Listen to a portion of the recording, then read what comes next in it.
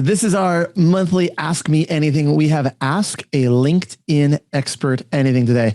And as we were just joking around before we clicked record, Casey O'Toole, he uses LinkedIn to get listings. So technically he is a listings expert, but for today we're focusing on Ask a LinkedIn Expert Anything. So if you guys are watching this on Facebook or anywhere else where you're watching, we're going to tag Casey in it so you can ask him questions. You can, of course, hit him up on LinkedIn because, heck, that's what we're talking about. Casey, how are you, man? Doing well. Yeah, like I said, refreshed and ready to go. We're good. Make everyone jealous. Why are you so refreshed? Just got back from vacation and you know, it was a completely like a turn off everything vacation, which was kind of nice. Usually I have some vacations where I'm working a little bit, but this one I was just checked out. You were in Bora Bora, which is a pretty cool place to be. So I get why you were completely off. So let's I got a whole long list of questions from people who submitted these beforehand. So this is just going to fire away with questions. But the first one that you just helped me think about, since you've been on vacation, but you do so much on LinkedIn, is LinkedIn a platform? And let's also just to frame up this conversation, can I just ask you, why are you qualified to be a LinkedIn expert? Like, what do you do that makes you a LinkedIn expert? I mean, I use LinkedIn to generate business for my real estate practice. And I've used it for 4 years now. And we've developed a company, MyLink Solution, that automates, business generation, lead generation using LinkedIn. So I've been on the platform leveraging it for business for 4 or 5 years now. Okay. And he leverages LinkedIn, by the way, at a deeper level than most human beings I've ever met. Like, some people don't even use their LinkedIn at all, but he is like absolutely mastered it. So is LinkedIn the type of platform, this is my own personal question to start us off, is it the type of platform where you need to be in there daily, engaging, commenting like other social platforms? Or when you went to Bora Bora, is it still quote unquote working in a leveraged way, even without you being there? What's your take on LinkedIn? That's a good question. So, you get out of it what you put into it, right? So yes, you can just kind of put it on autopilot when you're on vacation, which is what I did. And you don't have to be accessing it nearly as much. But if you're actively engaging within it, that's how you get the most juice for your squeeze, right? So it's so for me, rather than asking like a direct question, hoping to get a reply from someone, from my prospects, saying like, hey, what time would you want to meet up for coffee, or what time works for you? I simply put in like, if you want to schedule a call with me, or if you want to schedule a real estate consultation, here's my link. Feel free to find a time that works for you. So I don't really have to go in there and engage and go back and forth to find a time. I just included a link to my calendar, which is like blocked off during vacation. And then they'll just find a time in the future that works for them. Love it. I love it. All right. So speaking of how you use it, it's a question from Gene. Gene asked, how much time should I be spending on LinkedIn? And obviously it depends on your goals, but knowing you're the average realtor, you want to generate some listing leads or buyer leads. How much time would you recommend people spend on the platform on a daily basis? So if you're using our system to generate business, we recommend the bare minimum of like 10 minutes a day, right? The reason for that is if you're generating as many messages as we are for our clients, people are responding back to you. They're wanting to ask questions about the market or about whatever is going on in their life. It doesn't look good if you go more than a day of not replying to them. And so, but spend 10 minutes every morning and simply reply to the messages that were sent to you from the previous day. And then that's about it. So, and we're a lot more, direct to consumer, direct to business messaging. I mean, I wouldn't spend that much time getting your profile dialed in. I mean, there are basic things that you want to kind of just check off. But once you have that all figured out, then 10 minutes a day is really all you need. Okay, that answers some of these other questions. So we'll dig into some of these, because if someone had more bandwidth to spend or they had more time, like Michelle was asking, should I write and publish articles on LinkedIn? There's a ton of people spending time writing and publishing. As the different industries, different benefits, obviously, but as a realtor, is there a reason to take time writing and publishing articles, do you think? I wouldn't say so. I mean, I've just been using like Keeping Current Matters, which is like a real estate platform, like a newsletter platform. And I just post it on, or I have our VA posting every now and again onto LinkedIn. But to write your own article and publish it on LinkedIn. I don't know if you get that much more exposure than just posting an article from onto your newsfeed. I've actually tried that before. I've tested it out. I've just copied and pasted the exact same article that Keeping Current Matters created, and I published it on LinkedIn as if it's like from me, and nothing really changed. There wasn't very much more exposure from it. Interesting. And the reason why I like asking some of these is because I think LinkedIn can be a bit of an overwhelming platform for people that haven't dove into it, because there is so many different ways you can spend time. But that's why I'm curious to ask some of these questions, because you are generating business from it and you don't spend a lot of time on it, which I love that. I like that balance. Not a lot of time, lots of return, right? That's always been my mode of operation. Growth hacks. You can scale a business without spending a bunch of time on it. But yeah, it's pretty simple to do. So let me ask the next one then. So Davis was asking, how should a beginner use LinkedIn? And I'm assuming this question is more around not necessarily like a new real estate agent. Let's assume like they know a new agent, experienced agent, that part doesn't matter, but more like someone new to LinkedIn, never created the profile. They're just logging on. What does a beginner do first? Yeah. So, the basics are importing all your contacts. So you can import your contacts from your Gmail. So you can start off with like a base level number of people that are connected with you. And then from there, you want to create a decent profile. Don't overthink it too much. Don't be afraid to put experience that's not related to real estate. Just generally speaking, the more experience, the better. Add your interest, kind of just go through all the different checkboxes for the LinkedIn profile. Spend like 30 minutes to an hour, right? And then from there, just start playing around. So start engaging with people's posts. Start looking into different groups that are available on LinkedIn. Start liking and replying to people. Start connecting with people. Just kind of start playing around with all the different features that they have. And that'll kind of help you get a feel for how the platform works. I love that your advice is just spend literally 30 minutes to an hour getting set up before you dive in. If you're spending more than that, you're probably doing the wrong stuff.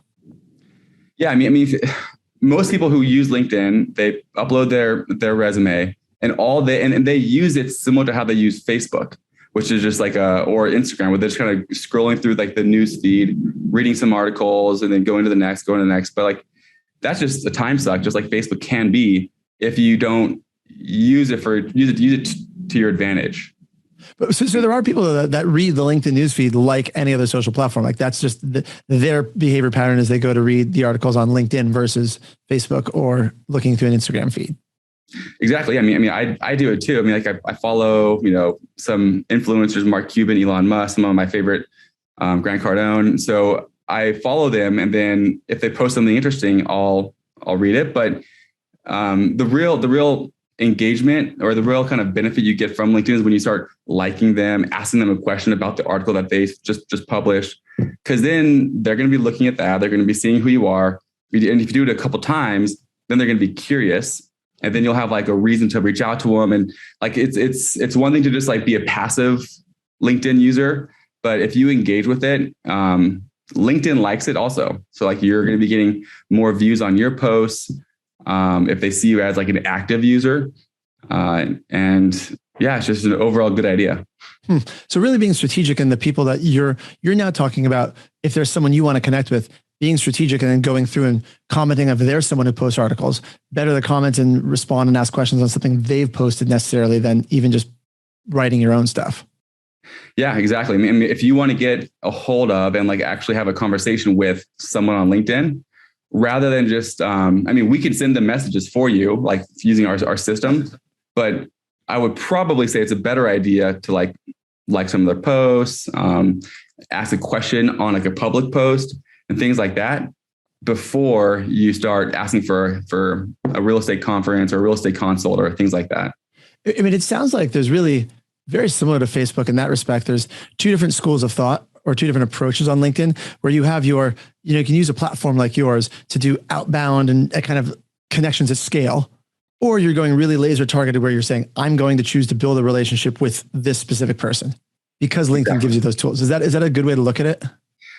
Yeah. And so it's so if you have someone in mind that you want to be targeting specifically, then you would need to spend like your own time to research and to like and to engage and to like do like manual engagement. But a lot of our clients simply use our system to connect with and message hundreds or thousands of people on a regular basis. And it's pretty passive up until they reply or up until they want to engage back with you. So you can kind of do it one of two ways. But what I like about even like the whole like spray and pray, where you just send out a bunch of messages to a bunch of people, is you could still target people using that same approach. It's not like you're just going after anyone on LinkedIn, but you can target based on years of experience, seniority levels, titles, and everything else that you would want to be finding, education, etc. I've never heard that term spray and pray, by the way. That's hilarious. But it makes sense. I get it. Okay. So you're still being a little focused, but I do like the leverage aspect where it is a social platform and it's acceptable to reach out, to make connections, and you're looking for the ones that are going to reach back. This is back to kind of the setup part of it, but Sarah C was asking, are endorsements important? On a LinkedIn profile, you can get different people to vouch for you, so to speak. Does that matter for the type of marketing we're talking about? Kind of. I mean, if you're trying to build up the fact that you're a good negotiator or negotiation, but all of your endorsements, they like, I don't know, just math and technical things. Jesse is good at painting houses. Yeah, exactly. You want them to be kind of consistent with what you're trying to like sell yourself as, but rarely, I don't think I often look at who or what people are endorsed by, unless I'm looking for something specific, like, oh, I want this guy to have like experience in stats or programming. Yeah. So I wouldn't recommend that. But one thing that is important is getting some sort of like testimonials or reviews and giving some. So if they see, because if they're looking to see if you're a good realtor or an experienced like listing agent, you want to make sure that you have someone write you a review saying that, Jesse sold my house for above, asking price in 10 days. And, he's great negotiating and all this stuff. So you want someone to vouch for you. Got it. Okay. And that goes right on your profile, correct? It does. Yeah. Let's see here. Two kind of numbers-based questions. Arthur was asking, should you prune your network to get rid of dead wood, or is it kind of like my Facebook profile that I never remove anybody for any reason ever until I hit 5,000? Yeah, no, I wouldn't recommend pruning unless you really want to, unless you're afraid of like someone seeing your posts. And like if it's like specific. So if someone was like really upset with me or I don't know, something like that didn't go wrong, maybe unfriend them or unfollow them. But if you don't care, which I usually don't care, you just keep them there. You don't engage with them, and just leave it as is. And the limit on number of followers and connections on LinkedIn is way higher. You can have up to 30,000 connections on LinkedIn. Probably not going to approach that for a while. How could anyone be upset with you, Casey? There's no one could be upset with you.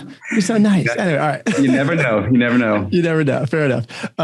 Lisa's actually had this question. She just asked about how many leads do you get from LinkedIn? Like so people can kind of know what to expect or what's good.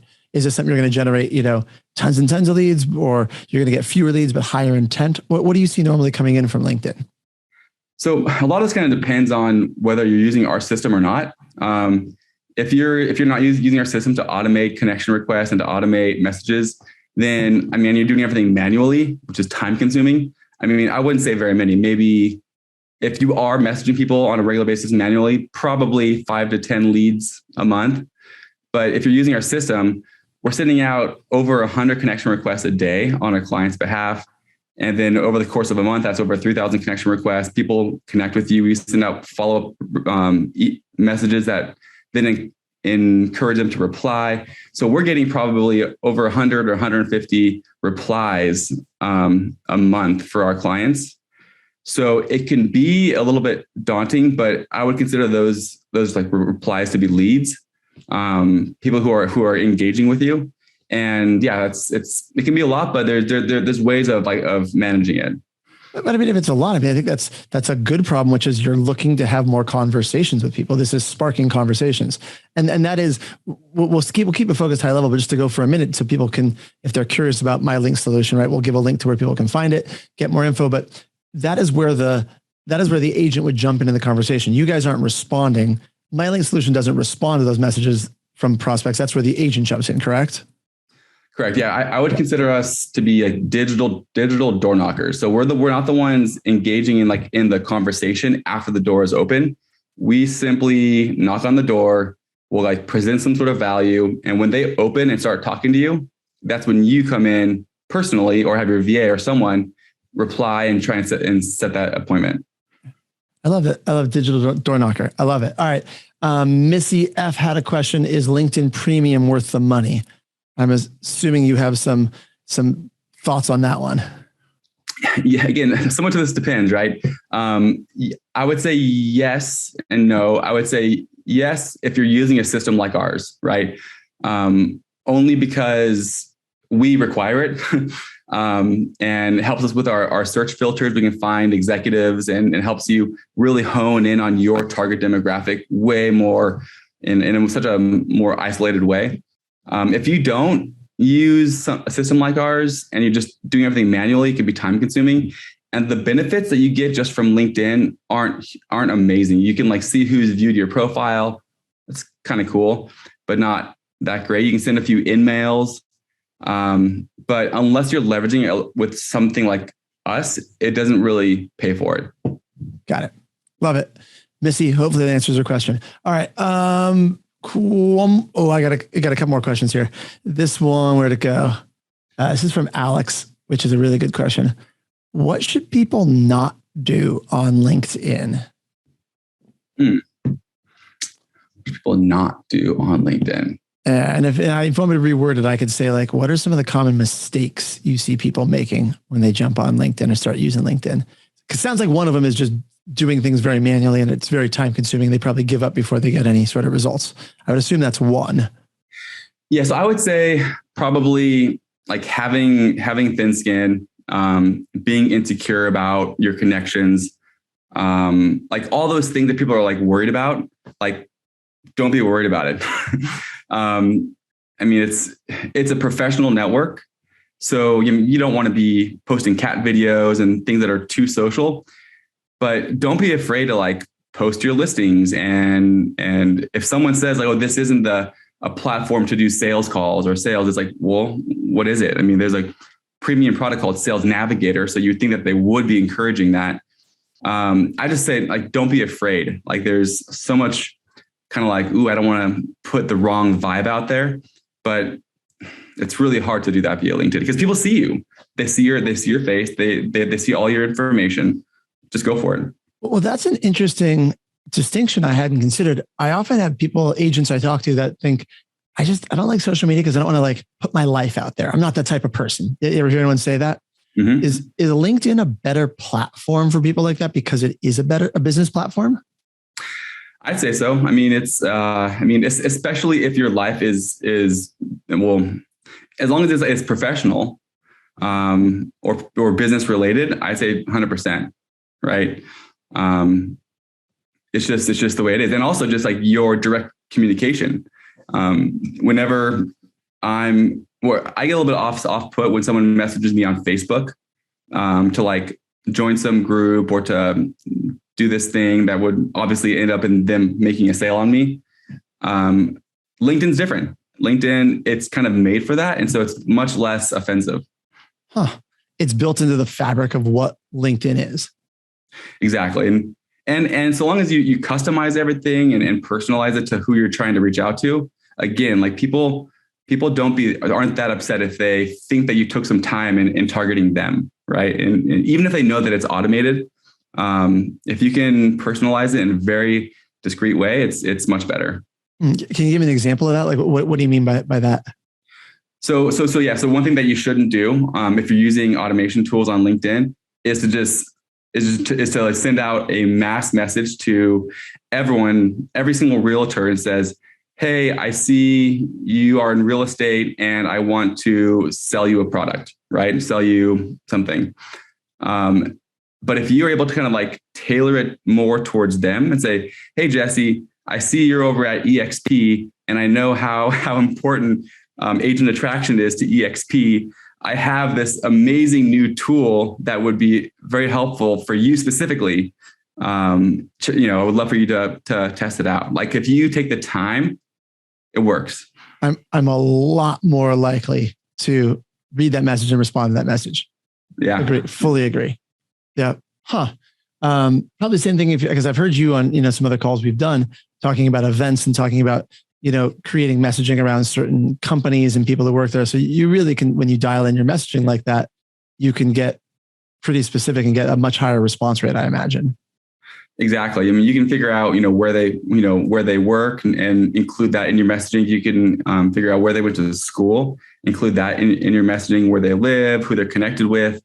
And so, hey, Jesse, I see you're connected to Brian Colhane. That's great. Like, so am I. We should, the more specific and like relatable, yeah, people don't get off put. They think that you're saying something to them for a reason, yep. and they aren't opposed to it. I love it. All right. Couple last quick questions, and then we'll wrap this up. In your years of playing around on LinkedIn, this is a question from me. I submitted this question right now. Ready? Have you made any mistakes that you're like, oh, I wish I would learn that the other way? Like any mistakes you'd made that you could avoid that you're like, wouldn't do this? Yeah, I mean, I guess just check in on LinkedIn. Like there have been times when I've just gone way too long without checking messages. And this has actually happened to some of our clients too, where we'll do like a connection campaign. So we're making connections with them. And then we'll follow up with like a first messenger campaign. So we're sending out messages to people that are currently in their connection network. But it's happened a couple of times where we've done that, and you send out a follow-up message to someone who's already replied mentioning that they want to talk about real estate because they want to sell their house, or they want to talk about real estate. The son's going to be here and he needs to buy a home. And then you don't reply to it. And they send them another like kind of prospecting message. And it's like, you didn't even reply to my last one. I'm not going to. So just like make sure that you're at least monitoring it every now and again. Don't let it go, weeks without checking in. I think daily. I mean, like I'm way guilty of that because I know every time I talk to you, I get back into LinkedIn and I start checking in. Like I realize people are actually using this platform. And so if you're going to use it as a lead generation source, which anyone who's watched this far through this Ask Me Anything, clearly they're thinking about using it for lead generation. I think checking it daily, which you said at the beginning, makes the most sense. At least 10 minutes in the morning, check it daily. Yeah. Respond to what's there. And I mean, and you can also, to make your life even easier, our system has a Zapier integration. And so you could even, zap every new inbound message to your email inbox. So even if you don't want to check LinkedIn because there's like another browser open, we can zap every new message to your email inbox. That way you can just check your emails and go through messaging that way. That's awesome. So do you actually give, do people does MyLink Solution access your LinkedIn account and your other social media accounts, or what do you get access to? Yeah, so we would need, in order to use our services, we need to sync your LinkedIn account with our system. So, it's as if our system is acting like you, doing all these different requests. That's awesome. How do people find you if they want to know more about MyLink Solution? What's the best way for them to reach you? Yeah, the website's great, mylinksolution.com. Find me on LinkedIn, just KCO Toole. Pretty simple. I mean, just search LinkedIn real estate or LinkedIn lead generation real estate. You'll find us. So our YouTube channel has quite a few videos as well. So if you wanted to just check out our MyLink Solution YouTube page, there's a lot more webinars with you also, and they can kind of get more info there. Awesome. Are those are like helpful tips and things on how to use LinkedIn on the YouTube channel? Yep, exactly. We have like how to enhance your LinkedIn profile. We've interviewed some of our top clients who have closed like 30 million in sales in 1 year using our system. That's awesome. Like we've done a lot of really good interviews. So check those out, or just check out our page for just tips and tricks, how to manage all your messages, etc. How did that event go, by the way, with the viewing party for the other game show that you were on with us? Did people show up? Yeah, we had like 40 people on which was, so that was the first time I've ever done this. We created that LinkedIn event. We had 400 people or so say that they were going to go to the event on LinkedIn, and about 40 showed up live, which is about correct. So we had 40 people live, and I didn't know how people would be if they realized it was just like a recording. But what was nice about it is like I simply shared that portion of my screen of the recording. It seemed as if it was like a live conversation, and then I was able to be in the background, camera off, everything, just kind of like answering questions. Dude, that's awesome. I love it.